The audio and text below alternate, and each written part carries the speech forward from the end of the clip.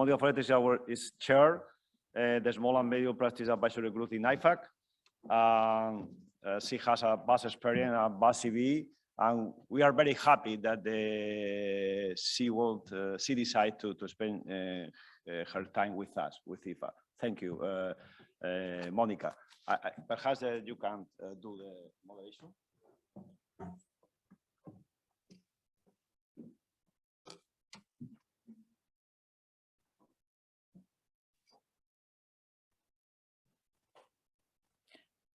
Thanks, Salvador. Good morning, good afternoon, good evening, depending on which region you are located. And just to let you know, I put my watch here to make sure I somehow respect the time, because those that have already heard me know that there's so much to speak about SMPs, about SMEs, about practice transformation and all what is involved in relation to SMPs and SMEs, that we could stay for a week speaking about that. So I'll try to keep under control the time when I mention that. So first of all, it's an honor to have the opportunity to be participating of this EFAA 2022 International Conference here in Alicante. And we as IFAC have a great relationship with EFAA, which we strongly want to not only keep, but make it grow as possible for the support of SMPs and SMEs.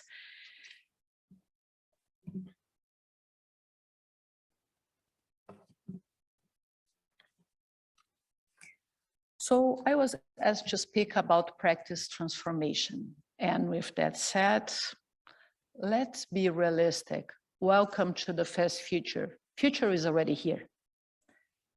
The future, what appeared to be the future, indeed in recent years became the today or even the yesterday. And we know that we as SMPs and as SMEs, so small and medium practices, small and medium enterprises, need to be very well prepared for this future.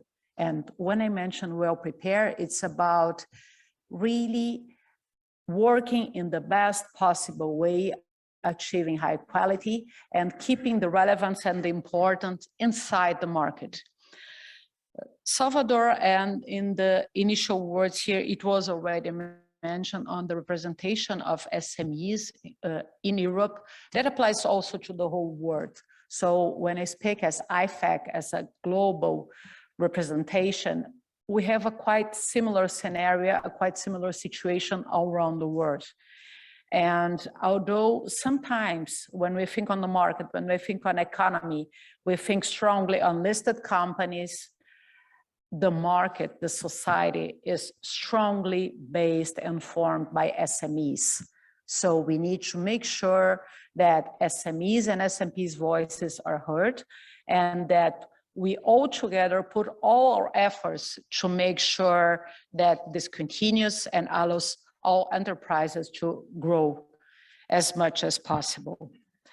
On that sense, IFAC has a dedicated session on its site, which is known as the Global Knowledge Gateway, for preparing future-ready professionals. Because if we want SMPs and SMEs to grow, we need to have very well-prepared practitioners. And at the Global Knowledge Gateway, we do have this dedicated session to make sure that we know that sometimes there might be resources constraints. So through the page, we do have access to different material, different articles, different videos, different guidelines to really support practitioners on that. We are constantly adding material and content that is both developed by IFAC, but also by member organizations. So we can make sure that we have this content very updated and really considering the new trends and updated needs. This material, just to make a reference, is not only in English. There's a substantial part that is in English, but there is also material available in other languages, including in Spanish, considering that we are here in Spain, but also in other languages such as French, such as Portuguese and German, and so many other languages. Indeed, Salvador briefly mentioned on sustainability and sustainable. We can consider that two aspects. One, on keeping ourselves sustainable in relation to continuity of our operations, but also from a sustainability perspective. And since this is a team that is quite known and referenced nowadays, we also started adding content on sustainability and integrated reporting, integrated thinking issues in our webpage.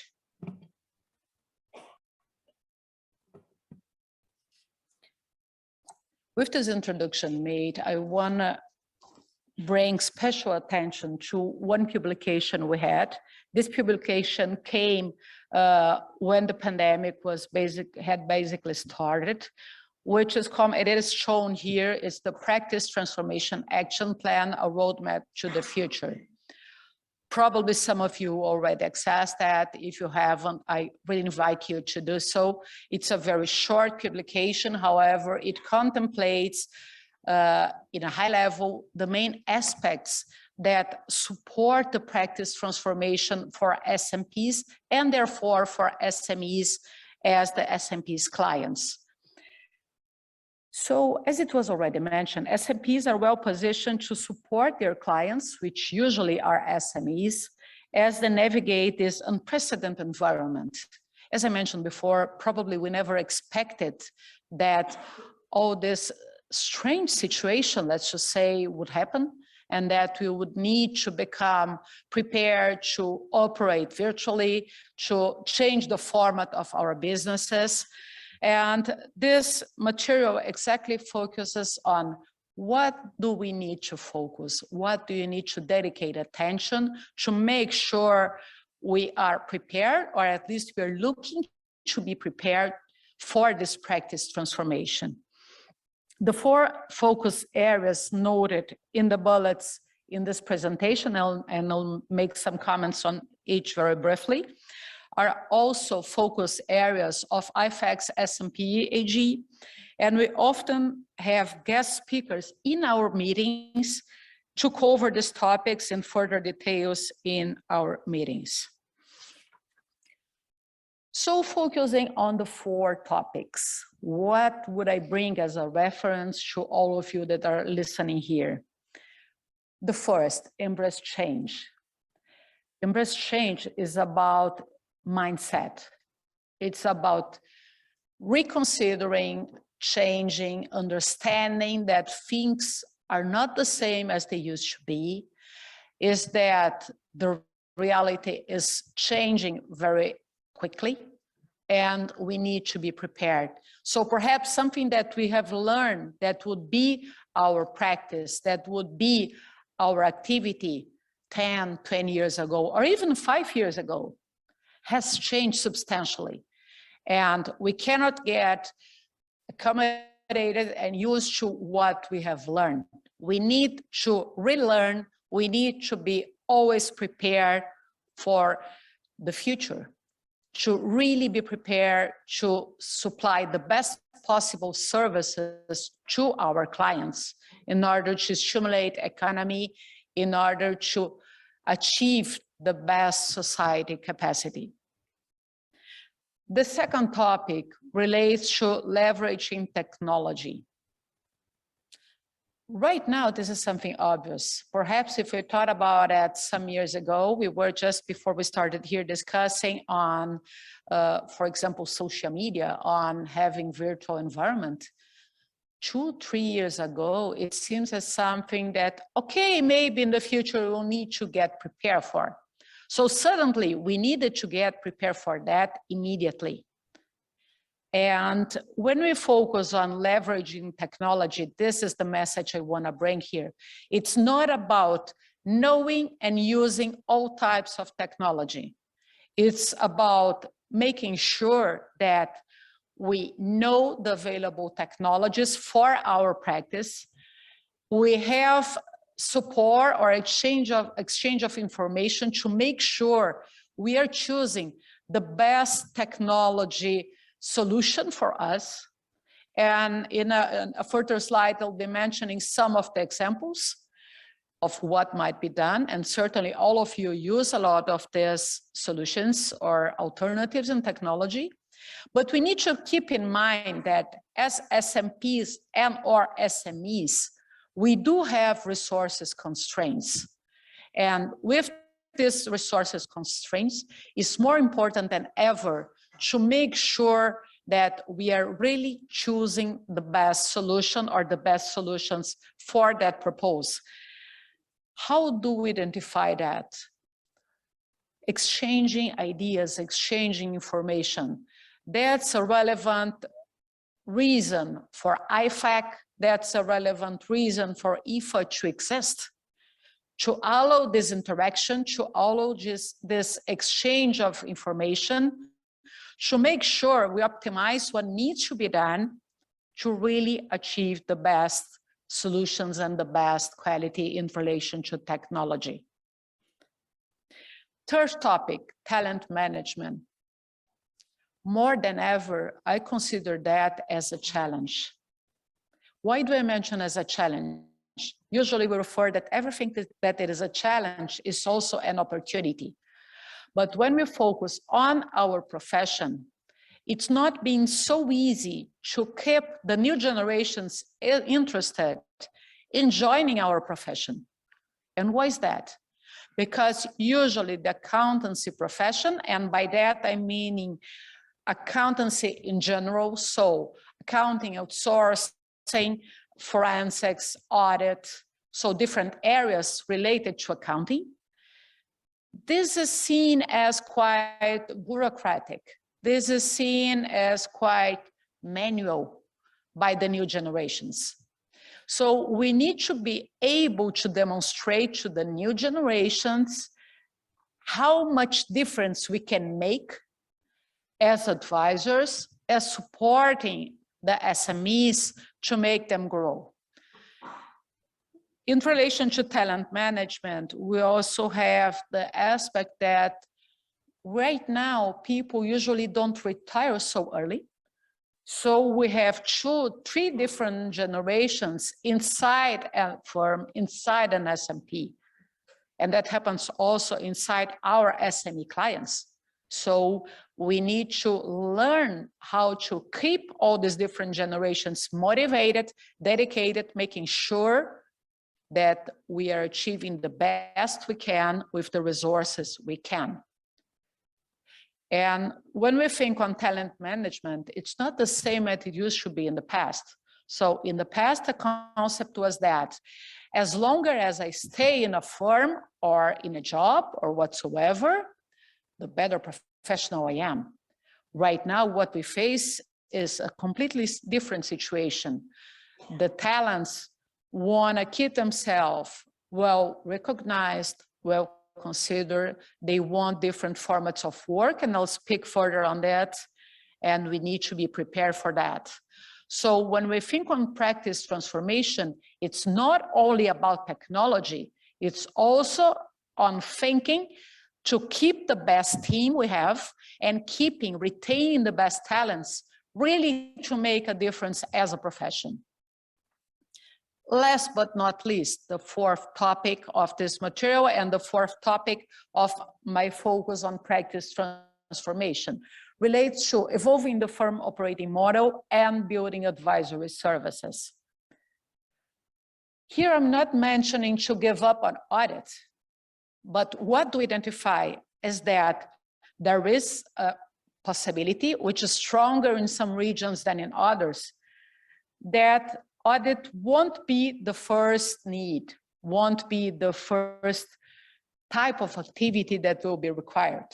So if we want to keep our relevance before our clients, before the SMEs, we need to be technically prepared to render other types of services. And a very strong trend relates to advisory services. So as I already mentioned, we have this practice transformation webpage. I will never stop inviting you to check it again and again because we always have new materials on that. moving on, when we think on practice transformation, and this material of my presentation will be made available, I just want to bring some key themes and insights of what needs to be considered when we focus on practice transformation. We can consider, in summary, 4 key themes. First, to prioritize. What do we mean by prioritize? It is related to, I was mentioning on talent, so priority our staff to make sure we can make difference. Second, ensure. Ensuring here is about ensuring we understand what our clients need. And mainly when we think on SMEs and us as SMPs, this might be a challenge, but is a huge opportunity because frequently the SMEs don't know the type of service they need. So it's very common, and I'm an SMP myself. So it's very common that I'm contacted by a potential client mentioning, I want audit. Then you go to check, this client usually doesn't have structured internal controls, is not prepared to have an audit. So potentially this client, this SME, needs a different type of service. Obviously, I cannot avoid as auditor to make this reference, never forgetting independence. So when I refer on checking and understanding the type of service the client needs, it's not about selling advisory and audit. No, it's about understanding what the client needs and then make sure we can achieve the best solution for that client. Keeping independence, keeping the strict sense of service that is rendered. This is something we cannot ever forget. The third key theme relates to maximize. Maximize has 2 aspects. It's about maximizing relationships and services. Maximizing services is linked to what I just mentioned on rendering the best service the client might need. And that means we need to be prepared. So repeating what I already mentioned, when we think on practice transformation, it's not about only the use of technology. We need to have technology, but we need to be prepared. In my country, you usually make a reference that sometimes when we focus on technology, the problem is the little piece back to the technology, which is the human being. We need to be technically prepared for that purpose. And on maximize, I also mean on maximizing relationships.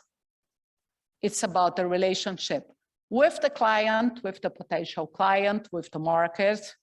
And it's about maximizing relationship through the participation in organizations and through the interaction with other firms, with other professional colleagues. Because then we can optimize the knowledge, the expertise, and make sure we are being the best professionals we might be. And obviously, last but not least, utilize technology. Because this is something we cannot live without. We need to have that under our control all the time. So just to briefly address some points when I mentioned on talent and on staffing trends. In our last IFAC SMPG meeting, it was April, so some weeks ago, we had a guest speaker talking about staffing trends and what is called the Great Resignation. And this is something that is happening in some regions. Indeed, I consider that almost all regions of the globe are facing this Great Resignation, which is a total modification in the behavior, in the expectations, in the way the new talents react and want to be inserted in the market. So many staff are demanding right now flexibility, better compensation, and greater opportunities for advancement. and they don't want to wait too much. So we need to be prepared to react. And this is a huge challenge when we focus on practice transformation. Why is that? Because at the same time, we need to deal with staff with this reaction. We do suffer a strong fee pressure from our clients.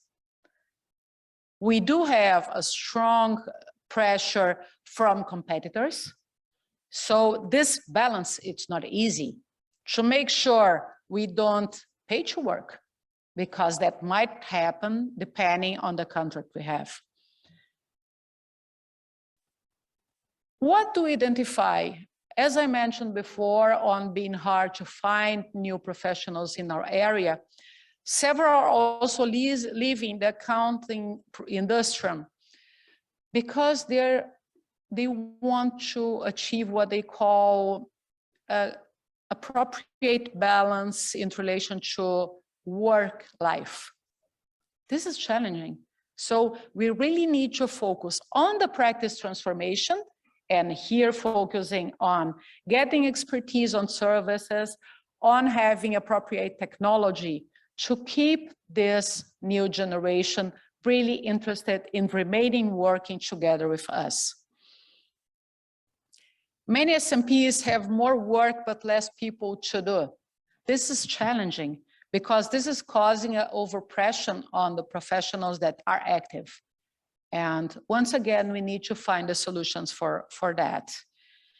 So there might be different solutions depending on the region. You might have, for example, flexible hours, the discussion between home office versus going to the office.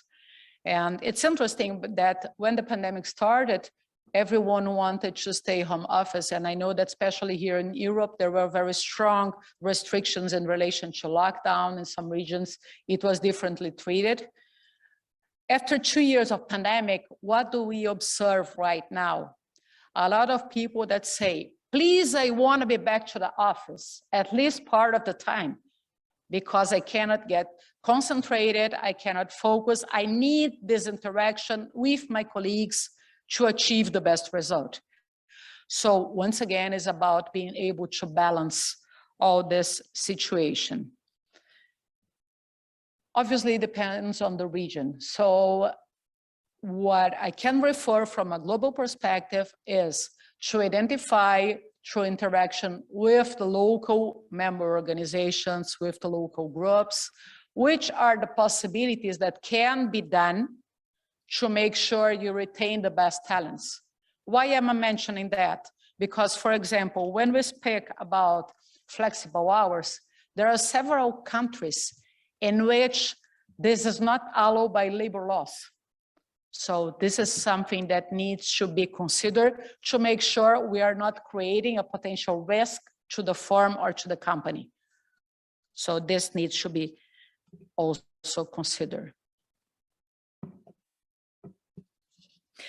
I want to bring, besides what I mentioned on the Global Knowledge Gateway material, a new initiative that we as IFAC are making available, and this is in constant update and new material is being brought, which is called the Innovative Practitioners Initiative.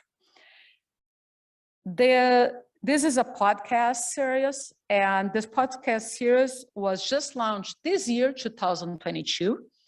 We have done up to the moment 3 episodes and more are coming. So we are already working on preparing new podcasts. The advantage of that is that we know that mainly new talents don't want to read so much, don't want to lose so much time to learn about something. So these podcasts are quite practical. What we bring with them is the concrete experience and concrete solutions that are being adopted by different firms, by different companies, to make sure they are really focusing on the future. So some of the topics that were already included in the podcast that are already available. We had discussions, for example, and let me read it to make sure I'm not forgetting anything. We have already included points on technology investments, to make sure we are choosing the right one. On workplace culture, how it needs to be changed, how it needs to be updated, how we need to hear from others, what needs to be modified. On firm digitalization trends, this is something that was already mentioned in the introduction. On talent management and retention. So although it seems as being something quite easy, we know how potentially difficult it might be for us to apply that in practice. So through this podcast, you might hear very consistent, concrete solutions that are already being adopted by some firms all around the world.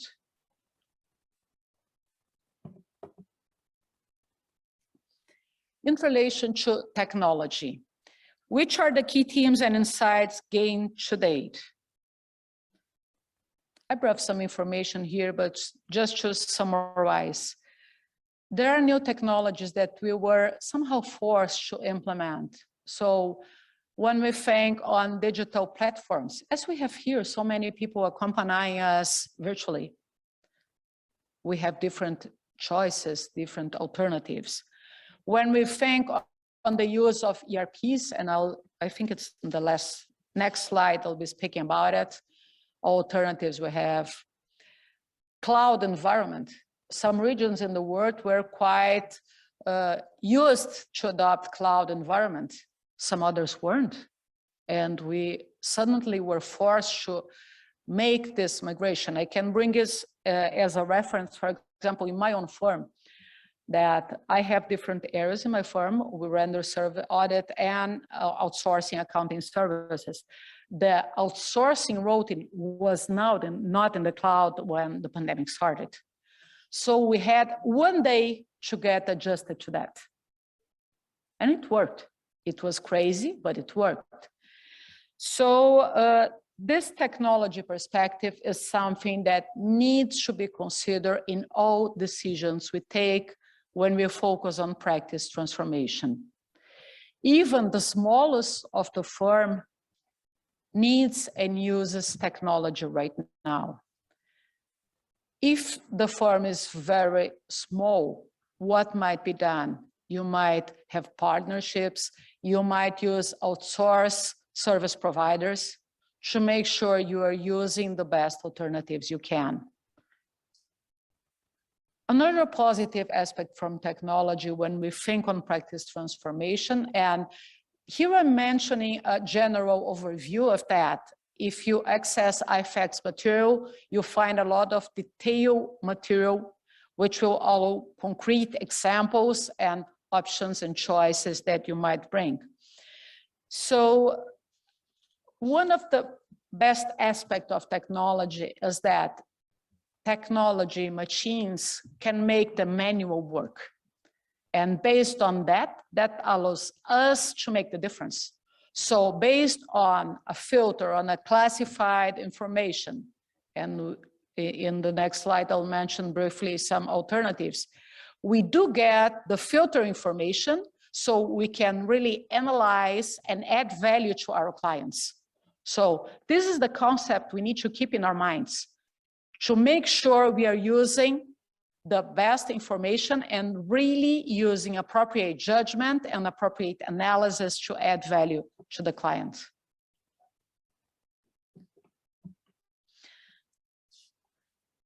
Here are some of the tools that are being used.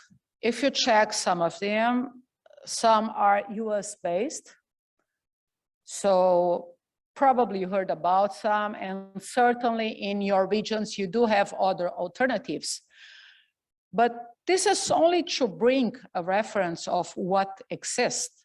And as I mentioned, in each region you have. What is the focus when we think on technology tools? It's what I mentioned in the beginning. We have so much different things we can do based on that. So it's about the use of ERPs, and ERPs might be for accounting purposes, for audit purposes, for tax purposes, for invoicing routing. We do have ERPs for all that. But it's not only about ERPs. It's also about the use of platforms as the one we're using here. It's about the use of data analytics. And for SMPs and SMEs, that's still somehow limited depending on the region, but we do already have different alternatives of data analytic tools. Also, cloud environment, data flow information, backups, security. We need to keep in mind that at the same time that technology is quite supportive and quite helpful, it's also potential risk.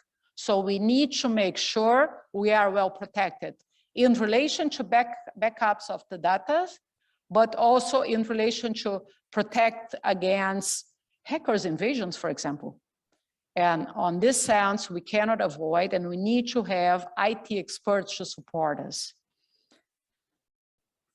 A potential challenge here, but at the same time, things are flowing better right now, relates to the format of information we receive from our SME clients. Some of them don't have technology information available. This might be challenging, but once again, it's also from a practice transformation perspective, it's an opportunity because it's a potential service we can render to our clients to make our SME clients prepare for the use of technology. So going almost to the end of my presentation, I want to bring some overall insights and advices. The use of automated tools and technology on audits reduces costs and allows a focus on the most significant risk areas. It's not that easy, but yes, once you get used, once you know you have it properly configured and you know how to use the data, it optimizes, similarly to what I mentioned before, to make sure the analysis is properly done. Because the sampling selection, the filters are done by the systems, and we can really use the information for analysis. The pandemic has been somewhat of a catalyst for embracing new technology. This is more than known by all of us. The younger staff tend to really embrace new technologies. And this is an important remark I want to mention. Let's hear them. Some people, and I'm included in this generation, we were used that the top positions were the ones to bring the references. That doesn't apply anymore. We need to hear everyone because frequently the basis of our structure, those people are the ones that will really support us to make sure we are really using the best alternatives we have. Who here have children, being young or teenagers or whatsoever, know how easy they are to deal with mobile phones, for example, or when they need to check anything. What takes some minutes or hours for us, they make immediately. So let's use that in favor of our businesses. Another important consideration, firm networks, associations, alliances can be of great value, both to bring new businesses and also to exchange experiences, information, and resources. So some years ago, we wouldn't think on that. We still find a lot of SMPs that work alone. But right now, if an SMP has the opportunity to participate of a network, of an alliance, then you might interact and achieve different places, achieve different types of services. The identification of new services and niches, it's a great opportunity. If you get specialized on what you do, you optimize your time, you optimize your expertise, and focus on your firm's strengths. So we need to be very consistent and we need to be very structured when we focus on developing our services to make sure we are really prepared to serve. Since I was asked to speak about IFAC, IFAC's alternatives, materials, so on, Before the last slide, I want to bring the ESG and sustainability topic. We are starting, as I mentioned, to focus more on the role of SMPs and sustainability. And it still seems as being something very far away from our reality. Usually the perception we have is that we don't know from where to start, we don't have expertise, we don't know what to do. So it's about getting prepared at the same time inside our firms, but also be prepared to render service to the clients. And the discussion, and this discussion happens globally from different perspectives. So since starting from a standard, and that's not related to IFAC, that's related to the specific new board that was constituted on sustainability, but also when we focus on audit, on assurance of sustainability information. And when we think ourselves as SMPs working with SMEs as an opportunity for advisory services to our client, to make sure they are prepared. Sustainability, ESG, might be not so complicated as it seemed, considering the complexity or the non-complexity of our clients. So we don't need to create a huge white elephant in a structure of an SME client. This is something we need to understand. And IFAC has this material on the True Leadership Sustainability Information for Small Businesses, the opportunity for practitioners. So I invite you to take a look at this and use as initial reference to be prepared for this new theme of sustainability. We indeed had an event related to featuring practitioners providing sustainability services. And there is a recording of this event at IFAC website. You might access and hear it if you had an opportunity to do so before.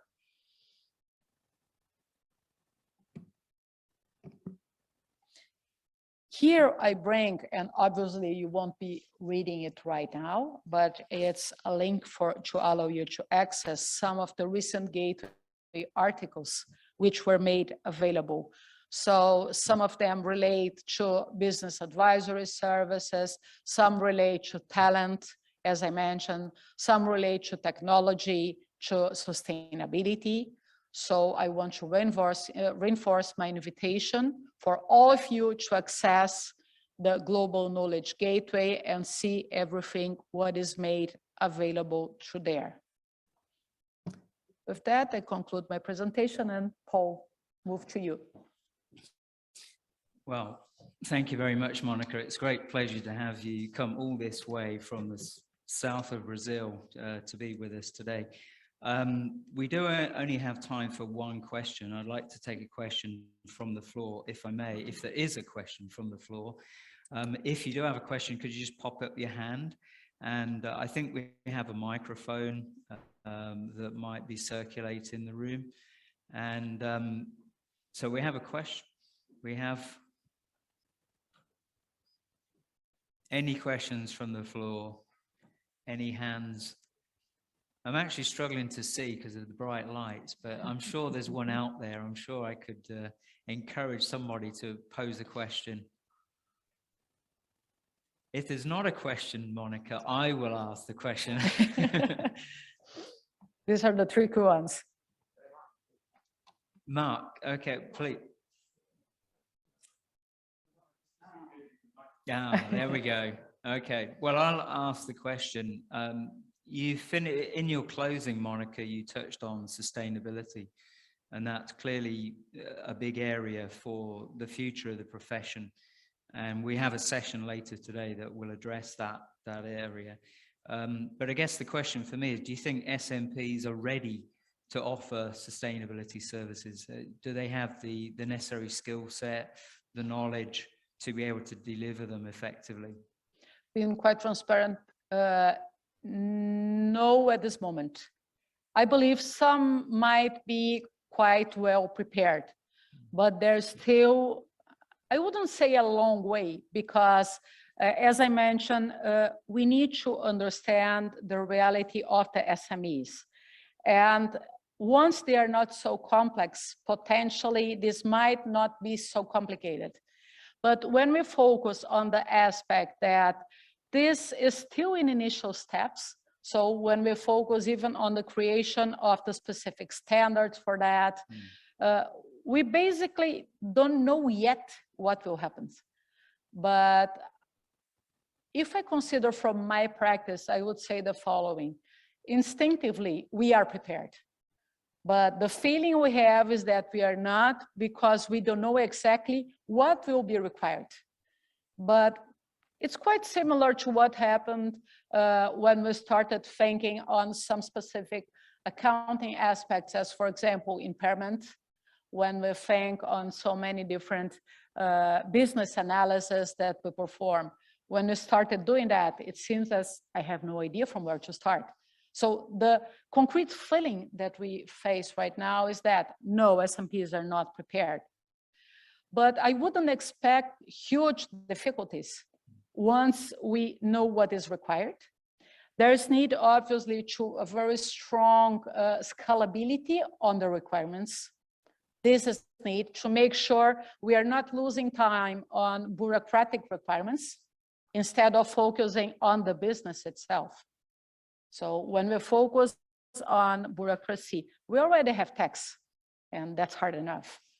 So provided that we keep that in mind, that we really focus on understanding the business, understanding what public interest needs, what the society needs to know, what needs should be disclosed, then I think it will be a very fast adjustment and it won't require that much. But we are still in the first initial steps. No, that's very interesting.